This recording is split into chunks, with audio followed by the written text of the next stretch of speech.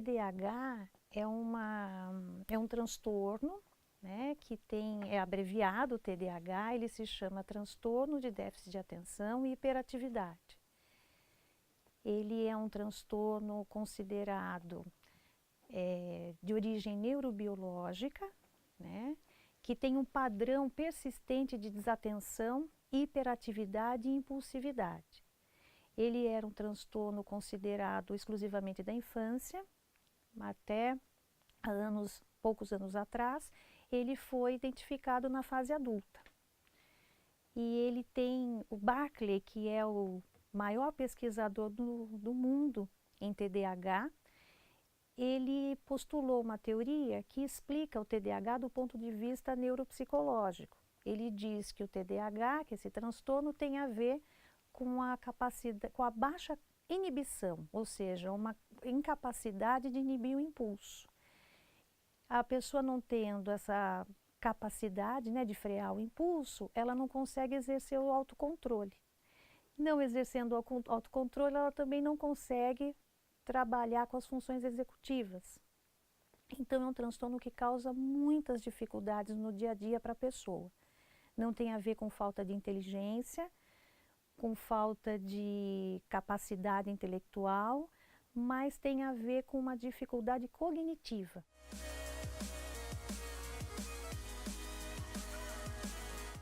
E nem todas as pessoas têm as mesmas características. Cada pessoa tem prejuízo maior ou menor, né, numa área ou outra. Mas, de certa maneira, o resultado final é um prejuízo significativo na vida funcional. Então, eles estão sempre aquém no emprego, são pessoas capazes, inteligentes, mas mudam muito de emprego, mudam muito de relacionamentos, se fixam pouco nas relações, nos trabalhos, às vezes são impulsivos, então perdem os empregos com facilidade, as pessoas perdem amigos, né, porque não sabem se portar, têm problemas com lei, excesso de velocidade, né, eles perdem a carteira de motorista com facilidade porque esquecem de colocar o cinto, esquecem de perceber que ali tem um farol vermelho e tem que parar. Então eles têm um prejuízo muito grande na vida funcional. Fora que pode ocorrer gravidez assim, sem planejamento, né? Porque eles não planejam, eles improvisam muito. E assim, um acesso maior à busca de drogas, porque a droga ela acalma, principalmente a maconha, né? E depois aí pode evoluir para um transtorno de dependência química. Então como diz no nome, né? É um transtorno, porque causa prejuízo.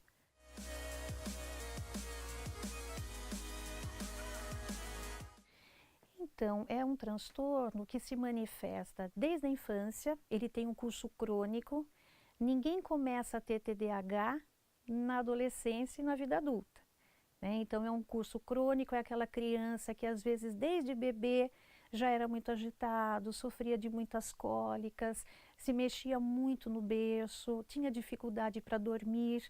Algumas mães relatam que até durante a gestação elas percebiam que o bebê se mexia muito dentro da barriga delas.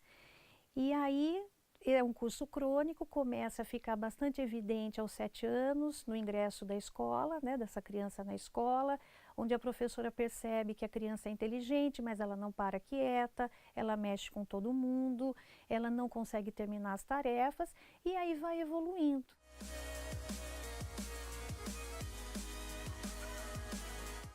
Bom, o diagnóstico é motivo de embate, né? Ainda é motivo de embate, porque na criança é mais fácil você diagnosticar do que no adulto, sendo que a criança ela apresenta os sintomas de maneira muito mais clara. Ela não para, ela literalmente sobe pelas paredes, ela não consegue obedecer, ela não consegue focar, e isso é muito evidente. Então, o diagnóstico, até então, ele foi muito mais voltado para ser feito na criança. Então, os critérios diagnósticos eles estão muito mais adaptados para ser feito em crianças. Na vida adulta, obviamente, existe a manifestação dos sintomas, mas é de acordo com a vida adulta. Então, o adulto, ele não vai ficar subindo pelas paredes. Então, quando ele está agitado, ele vai ficar com uma sensação subjetiva de inquietação, né, que muitas vezes não é notado pelo outro. Por isso, é importante que o uso de escalas padronizadas e validadas para a população, né, do país onde estamos, para que você possa fazer um diagnóstico mais claro, um diagnóstico preciso, um diagnóstico diferencial e da vida da faixa etária deles, né?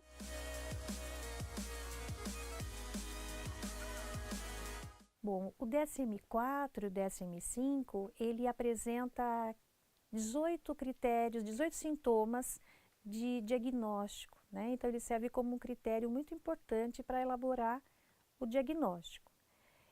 Só que ele não contempla toda a complexidade do quadro.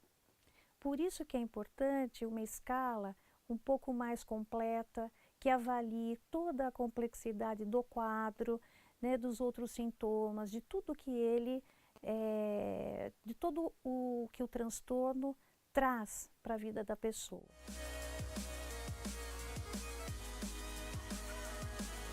É uma escala que avalia 5 fatores. Ela avalia a desatenção, a hiperatividade, impulsividade, aspectos emocionais, avalia também a autorregulação da atenção, da motivação e da ação. O que seria essa autorregulação? Diante de obstáculos, eles tendem a desistir. Então, eles não conseguem regular a motivação até o final de uma tarefa. Então, se a coisa está difícil, eles já tendem a desistir. Eles já passam para outra proposta, né, de trabalho, de projeto.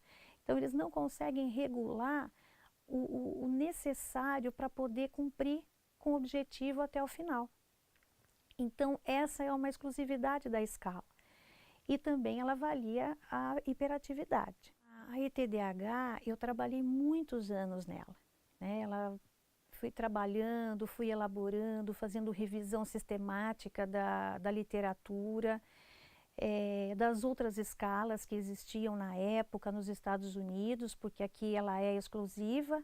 No Brasil ainda não há uma escala, né, de TDAH para a vida, para a faixa etária do adolescente, da vida adulta. Então ela é uma coisa nova no Brasil, ao passo que nos Estados Unidos já saiu uma escala lá por semana, né?